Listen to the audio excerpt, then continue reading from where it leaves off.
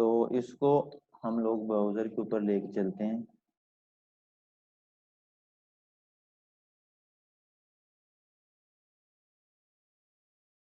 अब अगर इसके अंदर मैं लिख दूं दिस, तो जैसे ही फोकस आउट किया या सेव पे क्लिक किया तो वो सॉरी मैसेज चेंज करके आते हैं।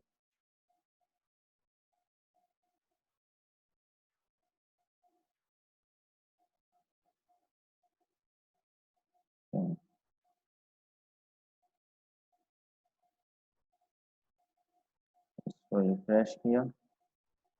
अब जैसे ही मैं इसमें कुछ एंट्री करूंगा तो ये कहेगा इंटीजर एंट्री करो। जैसे ही इसको इंटीजर करेंगे तो ये यहाँ से एरर को रिमूव कर देगा। तो ये था आपका कंपेयर वैलिडेटर, जो 3 टाइप्स ऑफ। सर हाँ जी। सर अगर यहाँ पे हम लोग मतलब टाइप की जगह स्ट्रिंग दे दें तो फिर यहाँ पे जो जब हम लोग स्ट्रिंग वैल्यूज एंटर करेंगे तो फिर वो स्ट्रिंग वाली सिर्फ एक्सेप्ट करेगा। एग्जैक्टली स्ट्रिंग जो है ना वो 1 2 3 ABC मिक्सचर उसका कम दें, आप उसको अल्फा न्यूमेरिक वैल्यू दें तो वो लेगा। ठीक है, जिसमें कुछ करेक्टर्स भी होंगे कुछ, तो वो उसको वो लेगा।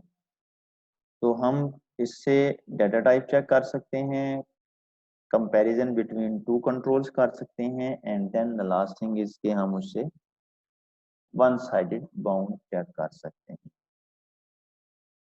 इसके बाद जो नेक्स्ट कंट्रोल हैं, 3 कंट्रोल हमने और करने हैं, वो ऐसे ही हैं, 2-2 मिनट के हैं। एक कंट्रोल रह जाएगा जो करेंगे कल, क्योंकि मैं चाहता हूँ इस कंपेयर वाले की आपने अच्छी तरह से प्रैक्टिस करनी है, बट अभी 2 कंट्रोल्स हैं। स्लाइड किधर गई? देन आता है रेंज वैलिडेटर। क्या लगता है माइंड में क्या आता है आप लोगों के कि ये किस पर्पस के लिए होगा? कोई बताएगा? मतलब रेंज हम बताएंगे ना कि मिनिमम इतनी होनी चाहिए, मैक्सिमम इतनी होनी चाहिए। मिनिमम से ज्यादा कम नहीं होनी चाहिए, मैक्सिमम से ज्यादा एक्सीड नहीं करनी चाहिए। देखें, हमने अभी पढ़ा वन साइडेड बाउंड का, उसमें था या अपर साइड की लिमिट चेक कर लो या लोअर साइड की लिमिट चेक कर लो। अगर हम लोग ये चाहते हैं कि हमने अपर बाउंड भी चेक करनी है, लोअर बाउंड भी चेक करनी है, तो आप उसके लिए रेंज वैलिडेटर यूज करें। लाइक आप ये चाहते हो कि मेरी वेबसाइट के ऊपर वही रजिस्टर्ड कर सके, रजिस्टर्ड हो जिसकी एज बिटवीन 20 टू 30 है। तो उसके लिए हम लोग सिंपली क्या करेंगे, रेंज फीड वैलिडेटर जो है उसको अप्लाई करेंगे। तो कॉपी करते हैं इसी को, यहाँ नीचे लगा लिया, age greater than 20 and less than 30, ये लेबल लगा दिया इसका, एंड txt एज रेंज। ठीक है, यहाँ हम लोग लगाएंगे ASP range validator run at server and id is equal to range validator 1 and control to validate में लिख देंगे txt age range and text use कर लेते हैं, age should be between 20 and 30। ठीक हो गया, and for colour is equal to red. अब हमने कहीं नहीं बताया कि लोअर बाउंड क्या है एंड अपर बाउंड क्या है, तो हमारे पास यहाँ जो 2 एक्स्ट्रा एट्रीब्यूट मिलते हैं वो मिलते हैं minimum value 20 and maximum value equal to 30। अब सिस्टम को नहीं पता कि ये 20 स्ट्रिंग है, इंटीजर है, क्या है।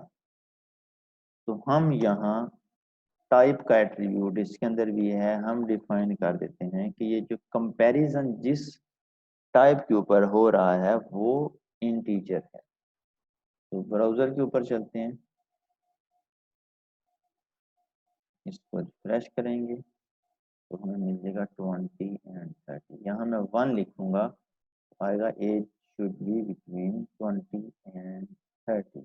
यहाँ मैं 35 अगर लिखूं तो भी एरर रहेगा, बट जैसे ही मैं इसको 25 करूंगा तो एरर क्या है वो रिमूव कर देगा। ठीक हो गया, ठीक है। तो ये था आपका रेंज वैलिडेटर। इसके बाद नेक्स्ट आता है regular expression validator. Regular expression आपने पढ़े होंगे, मुझे रेगुलर वालों ने बताया भी है, पता नहीं कौन सी सब्जेक्ट के अंदर पढ़े थे, कौन से सब्जेक्ट में पढ़े हैं आप लोगों ने? ऑटोमेटा में। ऑटोमेटा में, एग्जैक्टली ऑटोमेटा में आप लोगों ने पढ़े हैं। अच्छा, एक चीज यहाँ क्लियर करता चलूं, आप लोगों को रेगुलर एक्सप्रेशन आते हैं नहीं आते, मुझे इस चीज से कोई लेना देना नहीं है। आपको बेशक आते हैं या नहीं आते, आते हैं तो वेल एंड गुड, नहीं आते तो भी कोई इशू नहीं है, क्योंकि हमारा फोकस ये नहीं है कि रेगुलर एक्सप्रेशन क्या है, कैसे बनाते हैं। हमने ये देखना है कि रेगुलर एक्सप्रेशंस को ये कंट्रोल यूज कैसे करता है। रेगुलर एक्सप्रेशन किस लिए यूज होते हैं, आपने कोई पैटर्न डिफाइन कर देते हैं, फॉर एग्जांपल ईमेल एड्रेस। हम कहते हैं कि ये ईमेल एड्रेस का पैटर्न है कि स्टार्ट पे कोई अल्फा न्यूमेरिक स्ट्रिंग होगी, उसके बाद @ होगा, देन उसके बाद डोमेन नेम होगा, देन उसके बाद डॉट होगा, देन उसके बाद कोई नेट कॉम इस तरह का कोई कुछ होगा। तो हम फॉर्मेट एक डिफाइन कर देते हैं।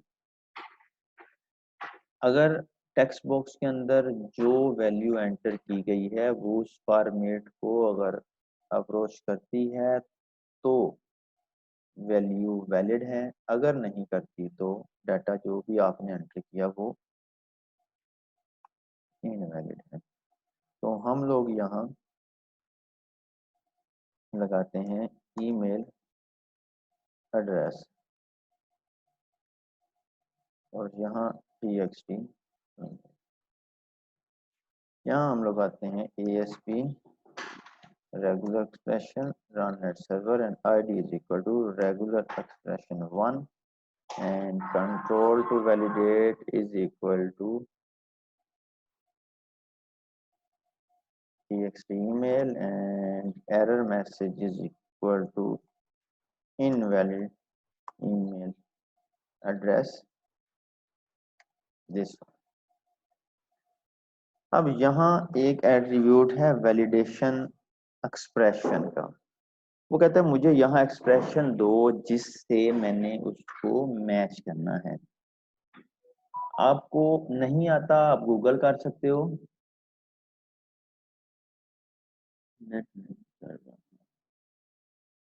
ठीक हो गया ना बच्चे। अच्छा जी, तो नेट से सर्च कर सकते हो, मतलब कंप्यूटर तो आपके पास होगा जब भी आपने ये करना है। उसके अलावा विजुअल स्टूडियो के अंदर ये बिल्ट इन एक्सप्रेशन प्रोवाइड किए गए हैं। क्वेश्चन आता है कि पेपर में कैसे लिखेंगे, अगर पेपर में आ जाता है तो पेपर में आ जाता है तो एक्सप्रेशन आता है तो एक्सप्रेशन लिख लें, नहीं तो इसको कुछ भी ऐसे डिफाइन कर दें कि रेगुलर एक्सप्रेशन, ठीक है ना, ऐसे करके कुछ लिख दें तो वो एक्सेप्टेबिलिटी उसकी है 100% है। ठीक है, मतलब उस चीज़ में परेशान नहीं होना कि पेपर में हम लोग रेगुलर एक्सप्रेशन कैसे लेंगे। अगर आप विजुअल स्टूडियो यूज़ कर रहे हो, आप सिंपली डिज़ाइन में जाओ, यहाँ रेगुलर एक्सप्रेशन कंट्रोल के ऊपर राइट क्लिक करो, प्रॉपर्टीज, एंड यहाँ प्रॉपर्टीज में दिस वन वैलिडेशन एक्सप्रेशन, इस पे फोकस करेंगे तो ये बटन आ जाता है, इस पे क्लिक करें तो ये जितने भी कॉमन रेगुलर एक्सप्रेशन है इन्होंने दिए हुए हैं हमें, तो हमने लगाना है ईमेल का। तो ये देखें इंटरनेट ईमेल एड्रेस, मैंने ओके पे क्लिक किया, ये यहाँ आ गया। अब अगर मैं यहाँ सोर्स कोड में जाके देखूँ तो ये देखें वैलिडेशन एक्सप्रेशन यहाँ उसने प्लेस कर दिस वन। अब इसको करते हैं रन, चलते हैं ब्राउजर स्क्रीन के ऊपर, इसको करते हैं रिफ्रेश। तो एम्प्टी पे तो हमने लगाया ही नहीं हुआ, हमने तो लगाया कि अगर एंटर हो तो चेक करें, अगर एम्प्टी पे भी लगाना है तो साथ में एक रिक्वायर्ड फील्ड वैलिडेटर भी लगा लें। अब अगर मैं इसमें कुछ ये एंटर करता हूँ तो ये एक इनवैलिड ईमेल है, इसको वैलिड बना सकते हैं @gmail.com। अब हमें नहीं आइडिया कि ये ईमेल एड्रेस किसी का है या नहीं है, ये तो सर्वर बताएगा। हम फॉर्मेटिंग चेक कर सकते हैं कि ये एक प्रॉपर फॉर्मेट में है। सेव पे क्लिक किया तो अब यहाँ से एरर जो है वो रिमूव हो गया। तो ये है आपका रेगुलर एक्सप्रेशन। इंटरनेट का भी उसके अंदर पड़ा हुआ है www.com, फोन नंबर का भी है। वो अलग बात है कि वो अमेरिकन फ़ोन नंबर होगा। आपने अगर अपने पाकिस्तानी का बनाना है तो आपको फिर कस्टम या गूगल नेट सर्च करें तो मिल जाएगा, या आपने जिस तरह का भी कोई भी बनाना है तो वो आप उसको इंटरनेट से या खुद बना सकते हैं। अभी जो नेक्स्ट आता है ना कंट्रोल, ये आज नहीं करना क्योंकि ये आपके ना अबाउट 15 to 20 मिनट ले जाएगा कस्टम वैलिडेटर। ये करेंगे इंशाल्लाह कल की क्लास में। ये वाला आज डिस्कस करना है वैलिडेशन समरी कंट्रोल। इस चैप्टर का सबसे इजीएस्ट कंट्रोल अगर कहा जाए ना तो वो ये है। मैंने आपको जब ये चैप्टर स्टार्ट करवाया था तो कहा था कि error and text and error message दोनों सेम है इस स्टेज के ऊपर। बट इस चैप्टर का जब लास्ट कंट्रोल करेंगे तब मैं इनको डिफरेंशिएट करूंगा कि डिफरेंस कहाँ पर आता है। अब हम उस स्टेज के ऊपर हैं कि हम टेक्स्ट एंड एरर मैसेज दोनों को डिफरेंशिएट कर सकें। तो मैं यहाँ लगा रहा हूँ ASP validation summary run at server and id is equal to validation summary 1। That's it। ये मैंने लगा दिया, इसमें कोई कंट्रोल टू वैलिडेट नहीं, कोई कुछ नहीं है। ये करता क्या है, ब्राउजर पे चलते हैं। अगर आप लोग ये चाहते हो कि जितने भी पेज के ऊपर एरर आ रहे हैं, लाइक दिस है, दिस है, दिस है, दिस है, ये सारे बॉक्सेस के साथ ना आए, बट ये किसी कॉमन प्लेस के ऊपर एक साथ आए। तो लाइक मैं सेव का बटन प्रेस करता हूँ, आई थिंक सेव नहीं हुआ। पेज को रिफ्रेश कर लूँ ताकि वैलिडेशन समरी भी लग जाए। अब अगर मैं ये चाहता हूँ कि ये सारे के सारे मैसेज जो है ना ये यहाँ ना आए, बट एक साथ कहीं पे आएंगे, लाइक इस तरह, ये जिस तरह नीचे आ रहे हैं, ये देखें यहाँ आ रहा है please enter your first name, password did not match and age should be integer. ये आ रहा है please enter your name, please select your class. अब इनमें से एक ऐसा है जो नीचे नहीं आ रहा, कौन सा वाला? नीचे आ रहे हैं 3, इनमें से प्लीज सिलेक्ट योर क्लास जो है ना वो नीचे नहीं आ रहा। चलते हैं कोड की तरफ, देखते हैं कि वो जो नहीं आ रहा उसमें और बाकियों में क्या चीज कॉमन नहीं है। अगर देखें ना यहाँ पे तो फर्स्ट वाला जो है ना आपका फर्स्ट नेम वाला,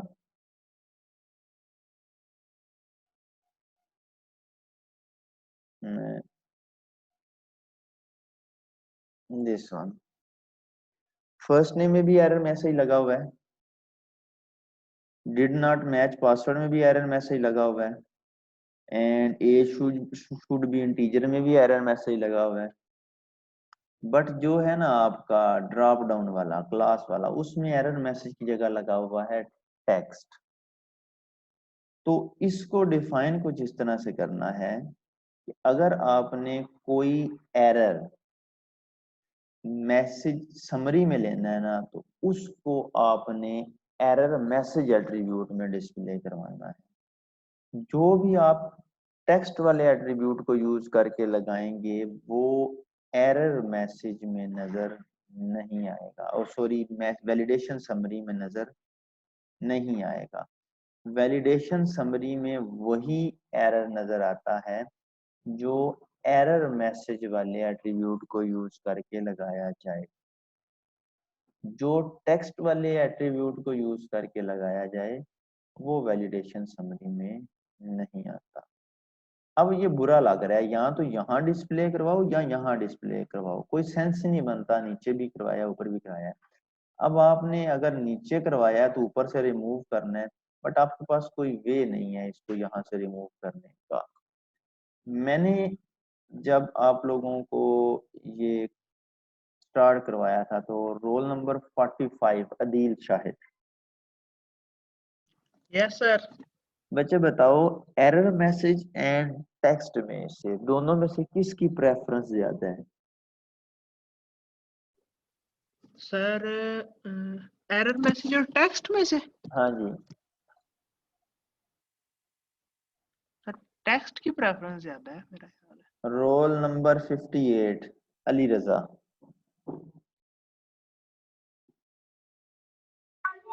यस सर। पहले तो ये बताएं, आपसे मैंने पहले क्वेश्चन किया था, आप कहाँ गायब हो गए थे? सर वो मैं नेट मसला कर रहा था, वो बार बार डिस्कनेक्ट हो रहा था। अच्छा अभी बताएं एरर मैसेज एंड टेक्स्ट में से किसकी प्रेफरेंस ज्यादा है? तो मेरे ख्याल से एरर मैसेज की ज्यादा है। मेरे ख्याल से क्या होता है? सर एरर मैसेज की ज्यादा है, एरर मुझे जहाँ तक लगता है। ठीक हो गया। Roll number 10। Yes sir. किसकी ज्यादा है? Error message. ठीक हो गया। रोल नंबर 47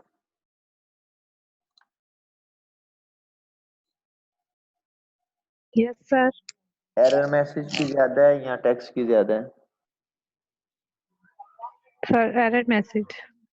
ठीक हो गया। पॉसिबल है आप सब ठीक हो, मैं तो जरा देखना चाह रहा हूँ कि जाग रहा है कौन है और कौन सोया हुआ है। रोल नंबर 4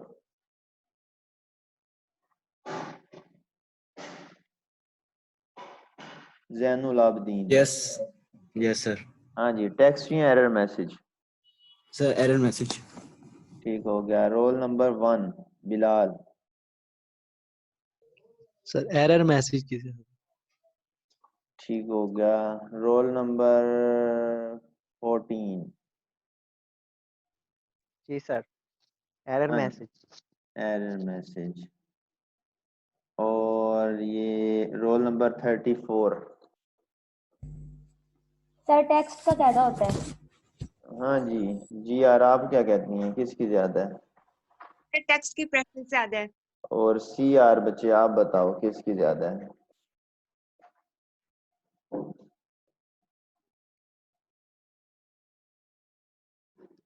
किधर गया हनान?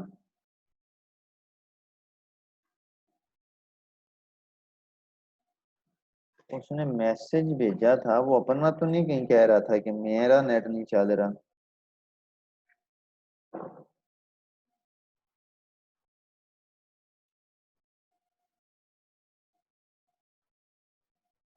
अच्छा वो अपना ही बता रहा था, ठीक है, मैंने समझा किसी और का बता रहा है वो। अच्छा तो ये जितने भी लोग जिन्होंने एरर मैसेज का कहा ना वो सब के सब गलत थे। टेक्स्ट की प्रेफरेंस जो है ना वो ज्यादा है as compare to error message. अगर आपने टेक्स्ट एंड एरर मैसेज दोनों यूज किए हैं तो आपको टेक्स्ट वाला जो है उसका जो टेक्स्ट है वो स्क्रीन पर नजर आएगा। उसकी अभी एग्जांपल देख लेते हैं। ये टॉप के ऊपर मैंने लगाया हुआ है फर्स्ट नेम और एरर मैसेज में दिया हुआ है प्लीज एंटर योर नेम। अगर मैं यहाँ टेक्स्ट में स्टैटिक कर देता हूँ, अब टेक्स्ट में स्टैटिक है एंड एरर मैसेज में please enter your first name है। आप में से कोई बता सकता है कि ये अब किस तरह ये नजर आएंगे? थोड़ा सा अगर मतलब कॉमन सेंस का क्वेश्चन है, कोई बता सकता है कि टेक्स्ट कहाँ नजर आएगा? बॉक्स के साथ स्टार नजर आएगा और समरी में जो है वो एरर मैसेज नजर आएगा। एग्जैक्टली 100% इसी तरह ही है। अब देखें यहाँ आएगा please enter your first name और यहाँ स्टैरिक नजर आएगा। अब ये हमारे दोनों काम यहाँ हो जाते हैं कि मैसेज तो आ गया, बट अगर इस बॉक्स को हाईलाइट ना करें तो उसको पढ़ने पड़ेंगे सारे बॉक्सेस कि कौन कौन से में एरर है। अब जिस जिसके साथ स्टैरिक आएगा ना उसको पता चल जाएगा कि ये नीचे जो एरर आए हैं ना ये इन बॉक्सेस के आए हैं। एक तो हाईलाइट भी हो गया स्टैरिक से एंड एक नीचे। इसको भी अगर आपने रेड करना है तो वैलिडेशन समरी को 4 कलर दे दें आप रेड, तो वो रेड कलर में नजर आएगा। तो यहाँ आपका ये आज का लेक्चर इतना ही था। कल आप लोगों ने मुझे याद करवाना है, एक तो मुझे तो ये पता है कि मैंने आपको कंट्रोल करवाना है कस्टम, बट एक चीज मिस ना हो जाए, आपने मुझे बताना है कि वैलिडेशन ग्रुप का बताना है आपको। वो एक इम्पॉर्टेंट फीचर है जो आप पॉसिबल है प्रोजेक्ट में भी यूज करो, तो आपको उसका यूजेज पता होना चाहिए। कस्टम कंट्रोल तो मैं करवा दूंगा, बट वैलिडेशन ग्रुप एट्रीब्यूट एक ऐसा है जिसका आपको पता होना चाहिए, तो वो मुझे कल याद करवाना। तो आज का लेक्चर तो यही था। अब आते हैं कि असाइनमेंट जो मैंने आपको दी हुई है, होपफुली आप लोग कर रहे होगे, कर ली होगी, किसी ना किसी स्टेज में होगे। तो मैंने कल चेक करनी थी, रेगुलर वालों ने कहा कि भाई थर्सडे को चेक कर लें, क्योंकि थर्सडे को भी क्लास है। तो आप लोगों के लिए भी सेम है कि आप कल की बजाय थर्सडे वाले दिन मुझे चेक करवा दें, ठीक है। जिन लोगों ने कर लिया है, अच्छा ये है कि मैं ईमेल एड्रेस शेयर कर दूंगा आज, जिन लोगों ने कर लिया वो मेल कर सकते हैं मुझे, जिन लोगों ने नहीं की वो थर्सडे तक जो है ना वो उसको करके वो मुझे सेंड कर दें। अच्छा मेल कुछ इस तरह से करनी है, एक तो वो पेज सेंड करना है मुझे, एंड सेकंड थिंग है कि स्क्रीनशॉट बना के वो स्क्रीनशॉट भी ईमेल में अटैच करना है उस फाइल सर को। जी हमने जो कोड की फाइल है वो भी सेंड करनी है? हाँ जी, जस्ट वो पेज वाली एक पेज जो ASPX वाला जो पेज है ना आपका, एंड उसकी CS फाइल, जस्ट वो पेज सेंड करना है मुझे, पूरा प्रोजेक्ट कंप्रेस करके नहीं सेंड करना, ओके सर। जस्ट वो सर पेज। वो पेज किस तरह सेंड करेंगे हम अकेला एक? उसको फोल्डर में जाएं, इस तरह उसको कॉपी करें and like this one. Screen show अभी तो सर नहीं शो। अभी तो आ रही हाँ है। अब यहाँ जाएं, जो भी पेज है इसको इस तरह से करें, कॉपी सेलेक्ट करें एंड ड्रैग करके ईमेल के अंदर उसको अटैच कर लें। और सर स्क्रीनशॉट किस चीज की? स्क्रीनशॉट एक चीज मैंने भी एक्सटेंड करवानी है उसके अंदर, स्क्रीनशॉट ये है कि ये रन किया ना, इस तरह आया, मैंने बटन पे प्रेस किया तो जो प्रिंट हुए ना आपके रिजल्ट सारे, इस तरह करके ना उसका ऐसे पिक्चर बना लें उसकी, इस तरह स्क्रीनशॉट, और ये पिक्चर बन गई। स्क्रीन को कैप्चर करना ताकि मुझे ये भी ओके पता चले कि आपका रन होने के बाद इस तरह आ रहा है, कोड तो मेरे पास होगा। अच्छा लास्ट चीज ये है कि वो जो पेज सेंड करना है ना, पेज जिन्होंने बना लिया वो भी चेंज कर लें इस चीज को, उस पेज का नेम आपका रोल नंबर होना चाहिए, कंप्लीट रोल नंबर,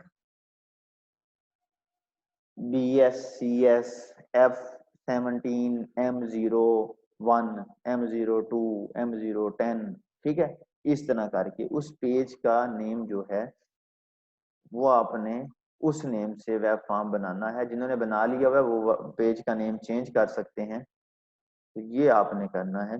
जिनको चेंज करने में मसला आ रहा है वो बेशक नया बना के उसमें कॉपी कर लें, जिस तरह मर्जी है, जैसे आपको इजी लगता है, बट पेज का नेम जो है वो आपके अपने रोल नंबर से होना चाहिए। तो ये आप लोग, एक्चुअली मैं चाहता नहीं हूँ कि आप मेरे प्राइमरी मेल के ऊपर उसको मेल करें, वो भर जाएगा। मैं कोई अल्टरनेटिव ईमेल एड्रेस आपको लाइव का या इस तरह का दे दूंगा, जहाँ मतलब बल्क ईमेल आ भी जाए तो मेरी जो अपनी पर्सनल ईमेल्स हैं वो डिस्टर्ब ना हो। तो मैं थोड़ी देर तक ईमेल एड्रेस शेयर कर देता हूँ, जिन बच्चों ने कर लिया है वो बेशक मेल कर सकते हैं मुझे, एंड जिनका रहता है वो, अच्छा जिन्होंने कर देना मेल वो ग्रुप के अंदर बेशक बता दें कि मेल कर दिया है, ताकि ना मुझे, क्योंकि मैंने वो आउटलुक का कर दिया तो मुझे नोटिफिकेशन नहीं मिलेगा उसका, मैंने नहीं मोबाइल में कॉन्फ़िगर किया हुआ, वो बेशक मुझे बता दें कि भी दे दिया हुआ है, या CR या GR को बता दें, वो एक ही लिस्ट बना के मुझे बता दें कि इन बच्चों ने सेंड कर दिया, जिस तरह आपको इजी लगता है। ठीक हो गया। तो आज के लिए इतना ही था। इंशाल्लाह नेक्स्ट कल की क्लास में इसको चैप्टर को वाइंड अप करेंगे एंड मास्टर पेज चैप्टर जो है उसको स्टार्ट करेंगे। इसके अलावा प्रैक्टिस करते रहें। अगर किसी बच्चे को कोई प्रीवियस कोई इशू आ रहा है तो वो क्यूरी कर सकता है कि भाई ये चीज़ मेरे नहीं है, ये इस तरह इशू है। पहले एक क्वेश्चन था। हाँ जी सर, ये जो रेंज वैलिडेटर है मतलब पासवर्ड का होता है कि आपने मसलन वीक होता है, स्ट्रॉन्ग होता है, मसलन वो डिजिट की लेंथ पे लगा होता है कि कितने ठीक है। डिजिट। तो सर वो किस तरह करेंगे? एक्चुअली वो पता है क्या है, वो अपना आप एक एल्गोरिदम सा लिखते हो, वो आपको jQuery के भी मिल जाते हैं प्लगइन्स बने बनाए। उसके अंदर ये है कि वो मिक्सचर होता है कि मैक्सिमम लेंथ ये होनी चाहिए, उसके बाद एक कैपिटल होना चाहिए, एक इंटीजर मस्ट होना चाहिए। ठीक है, वो आपको बने बनाए एल्गोरिदम भी मिल जाते हैं, आपने जस्ट उनको कॉल करना है। ये होता सारा कस्टम प्रोग्रामिंग से ही है, और ये क्लाइंट साइड की स्क्रिप्टिंग से आप करते हो, इसको सर्वर साइड से नहीं करते कि जैसे यूजर एंटर करता है उसको साथ ही नीचे आ जाता है कि भाई ये क्या या वो है। तो ये चीजें अगर करनी हो तो इसके लिए एफर्ट करने की कुछ जरूरत नहीं है, बने बनाए प्लगइन है।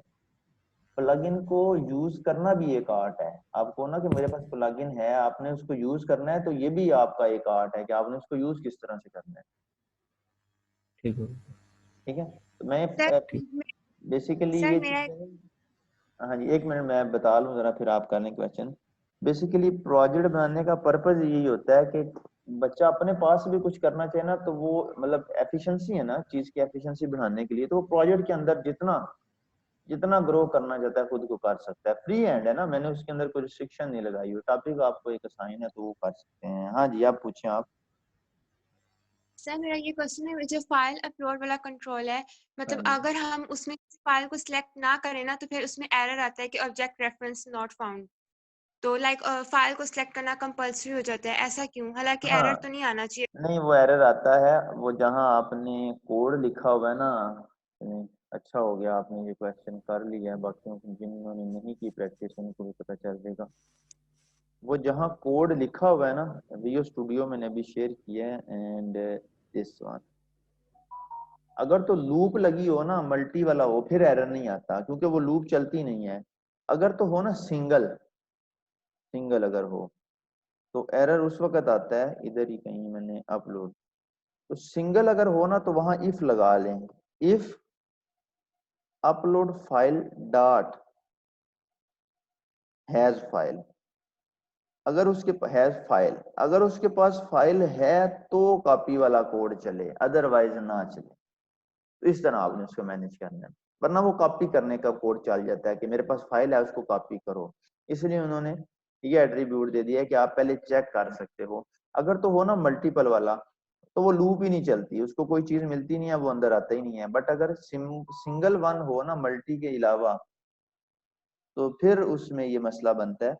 फिर अगर आपने वन फाइल वाला लगाया हुआ है तो ऊपर इफ लगा के उसके अंदर लिख लो upload file dot has file, अगर ये ट्रू होगा तो अंदर वाला कोड चलेगा, अदरवाइज नहीं चलेगा।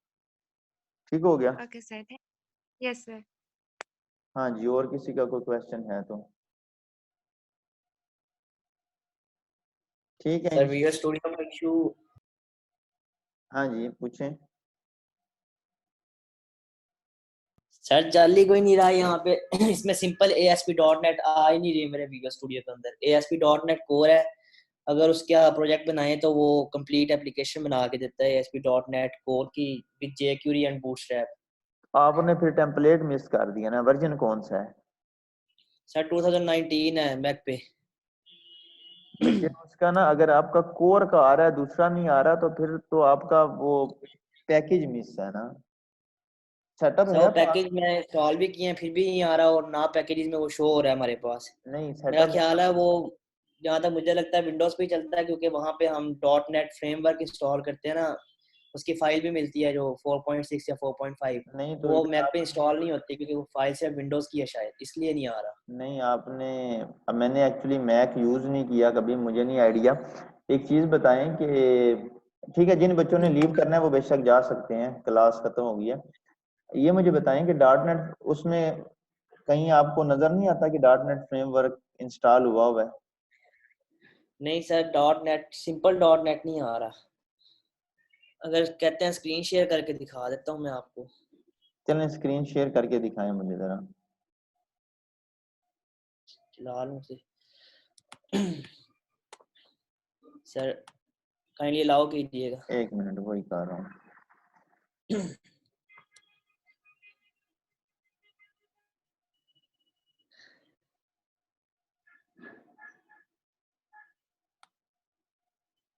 चलें, हो गया। नहीं अभी भी नहीं हो रहा यार मैंने तो चेक कर दिया। Allow participants to share. ओ एक मिनट, मैं अपनी वाली आपने स्टाफ अभी का, हाँ मैं करनी है समझ आपकी। गया। हाँ जी, अब आप शेयर करो।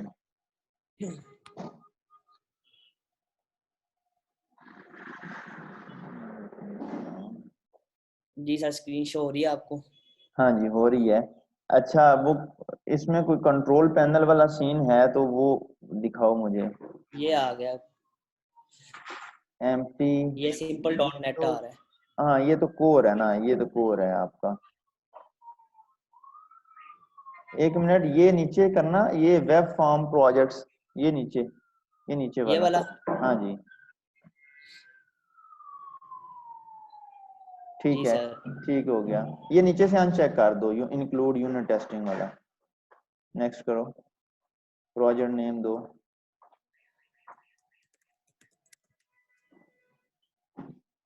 ठीक हो गया, क्रिएट करो।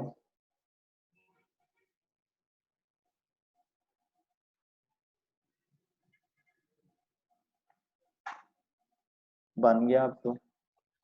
ठीक है सर, यही ठीक हो चीज है। हाँ यही चीज है।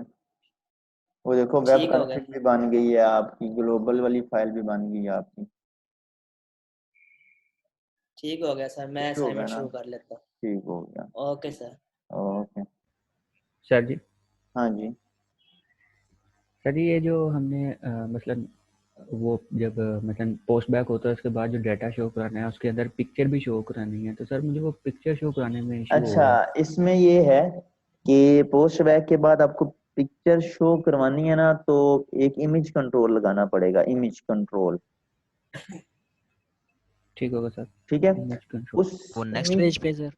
नहीं उसी पेज के ऊपर, जैसे पोस्ट बैक होगा उसी पेज के ऊपर ही इमेज कंट्रोल लगाना है। और आपने सही। उस इमेज कंट्रोल को इमेज यूआरएल देनी है। अब इमेज यूआरएल इस तरह देनी है कि आपने उसको एक तो इमेज का पाथ देना है, आपको पता है किस फोल्डर में है, सर्वर डॉट मैप पाथ में, जिस तरह मर्जी कंप्लीट पाथ दे के जिस तरह मर्जी स्लैश कर दें आप। आपने पाथ तो दे दिया, देन आगे क्वेश्चन ये आता है कि इमेज का नेम कहाँ से आएगा, तो वो file upload dot image name से आप उसको आगे कनकेट कर देंगे इमेज नेम, तो वो वहां शो होगी। अब इसकी प्रैक्टिस करना, अगर कोई मसला बने तो बेशक मुझे स्क्रीनशॉट बनाना कि यहाँ तक मैंने कर लिया, मुझे बताएं यहाँ लाइन में क्या चेंज करना है, तो मैं आपको कोड बता दूंगा कि इसकी जगह ये कर। सर एक बात पूछनी थी सर। हाँ जी सर वो एक दफा पता नहीं आपने कहा था कि मतलब ना इसमें जब आपने असाइनमेंट जमा करवानी है तो जब यानी कि प्रोजेक्ट बनाना है तो वो ना एक लाइन का टैग नहीं यूज करना आपने, डिव वगैरह और इस तरह करके। एक तो लाइन का वो सर टैग, मतलब कर सकते ब्रेक लाइन का टैग यूज? ब्रेक का? यस यस सर, वही ब्रेक एक्चुअली टैग। मैंने इसलिए कहा है ब्रेक का टैग यूज नहीं करना, आप उसकी जगह मार्जिन पैडिंग यूज कर लो ना। आपने नीचे लेके आना है तो आप मार्जिन टॉप लगा लो, पैडिंग टॉप लगा लो। यस ठीक है ना, ठीक है सर। वो ब्रेक ठीक है मतलब सर। अच्छा नहीं लगता। मैं तो इसलिए यहाँ करता हूँ कि मैं पढ़ा रहा हूँ आप लोगों को, मैं पैडिंग मार्जिन दूँ तो टाइम लगेगा, मैं सिंपली ब्रेक लगा लेता हूँ। आप मतलब प्रॉपर प्रोफेशनल वे में करें, उसको ब्रेक को अवॉइड करें। जहाँ ठीक है सर। कंपलसरी है ना वहाँ यूज कर सकते हैं, ये नहीं है कि मैंने कोई हार्ड एंड फास्ट रूल बना दिया, बट मैं कह रहा हूँ अवॉइड करें। सर एक और बात, ये जो कंट्रोल्स हैं वेब सर्वर के, इसमें हाँ जो जी स्टाइल के एट्रीब्यूट्स होते हैं वो उसमें बहुत थोड़े होते हैं लाइक इसके अंदर, तो अगर हमें कुछ एडिशनल एट्रीब्यूट्स ऐड करने हो तो अच्छा फिर वो हम बताता कोड हूँ। के थ्रू। नहीं स्टाइल के एट्रीब्यूट थोड़े नहीं होते। ये आप जरा ना अपनी स्क्रीन ऑफ करो, ये नाम ने मुझे आइडिया जो भी जिसने भी शेयर की थी। मुजाहिद। हाँ जी, ये देखें ना, अगर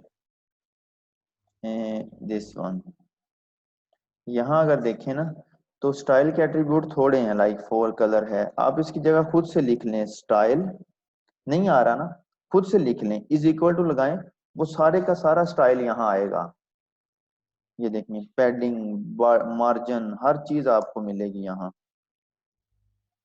जिस तरह आप। सर वो नहीं, हाँ, जैसे ना अगर हमने जैसे बॉर्डर स्टाइल है उसकी भी लिमिटेशंस हैं, मतलब पैडिंग वो तो सब कुछ है, मार्जिन वगैरह। कौन सा नहीं है मुझे लेकिन बताएं। मुझे बॉर्डर, बिल्कुल ये देखें बॉर्डर आ नहीं रहा। मैं कह यस रहा हूँ सर। ये स्टाइल का एट्रीब्यूट लिख लें खुद से, ये स्टाइल, ये तो उसी तरह ही है जिस तरह आपका सिंपल HTML कंट्रोल में यूज होता है। और एक और चीज है, इसको हैबिट बनाएं कि अगर यहाँ स्टाइल शीट लगानी है ना, अवॉइड करें कि यहाँ स्टाइल शीट इस तरह ना लगाएं, ना ही वो जिस तरह मैं लगा रहा हूँ फोर कलर। बेस्ट ऑप्शन ये है कि आपने जो चीज अप्लाई करनी है ना उसकी क्लास बनाएं, उसकी जो जो चीज है उस क्लास में ऐड करें और वो क्लास यहाँ पे लगाएं, उसको एक अच्छा, ये जो आपने स्टाइल लिखा है ये आपने खुद से लिखा है ना, लेकिन वैसे ऑप्शन नहीं आता नहीं स्टाइल आता, का। नहीं आता, नहीं आता। ये मैंने खुद से लिखा है, ये मैं लिखूंगा ना स्टाइल तो नहीं आएगा, मैंने खुद से लिख के इक्वल टू किया, फिर सारे आ गए उसके अंदर वाले। तो हाँ मैंने बस जिस ठीक दिन है। मैंने लगाया था मैंने बताया था कि स्टाइल इधर नहीं आता, बट खुद से लिख सकते हो। सर जी एक लास्ट क्वेश्चन। हाँ जी पूछें। सर वो div डॉट इनर HTML लिखने के बाद जो हम उसके अंदर कॉन्कैट करते हैं तो सर उसके अंदर ब्रेक का टैग नहीं चल रहा मेरे को, उसको मैं डबल कोट्स के अंदर लिखूं तो सेम एट्रीब्यूट। इनर HTML में या इनर टेक्स्ट में? इनर टेक्स्ट में, इनर टेक्स्ट में। तो उसमें तो ब्रेक का टैग चलना ही नहीं है, वो तो एज इट इज नजर आएगा BR। चाहिए सर, तो फिर मैं इनर HTML यूज करूँ? हाँ जी, इनर HTML में ब्रेक का टैग लगेगा आपको। चलो सर, थैंक यू। वेलकम। हाँ जी ठीक हो गया, फिर इंशाल्लाह कल की क्लास के अंदर कंटिन्यू करेंगे। अभी जा सकते हो आप लोग, मैं लेक्चर की वीडियो शेयर कर देता हूँ अभी। ओके, ओके, अल्लाह हाफिज़।